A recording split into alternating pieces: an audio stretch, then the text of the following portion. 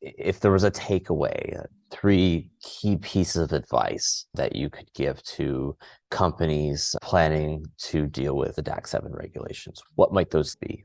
Okay, three key pieces of advice when planning on how to deal with DAC7. Number one, evaluate now, today, when you walk away from listening to this, if you are in scope or not. And if you're not already an EU resident company, then you need to pick your country that you're going to register and report in as soon as you can. And the reason is you could be penalized for registering late if there was a registration requirement as of the 1st of January. Example I've been using lately is Denmark. Though that's an unlikely choice for most people listening to this, because I don't expect most people just happen to have fluency in the Danish language. That's an example of a country that required registration as of 1/1/2023. So you don't want to get to November and then think, okay, what country will I register and report in? And you picked Denmark, and then you get penalized or fined for, hey, you should have been registered by the 1st of January 2023.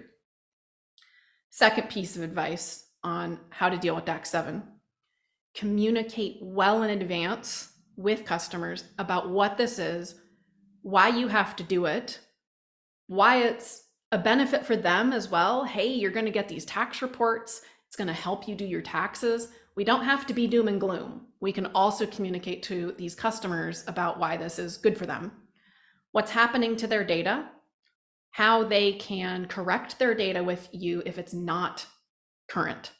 So reminding them that it's important to update their information with you and the consequences if they don't is a good thing so that you're not reporting them incorrectly.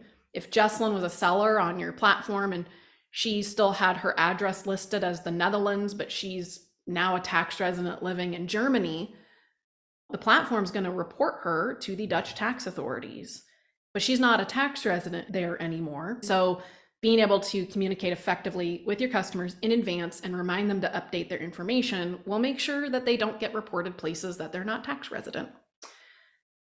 And the third piece of advice that I have, DAC7 is one of the interesting pieces of tax transparency legislation, in my opinion, because it doesn't require that you collect the reportable seller tax information before you open an account or relationship with them.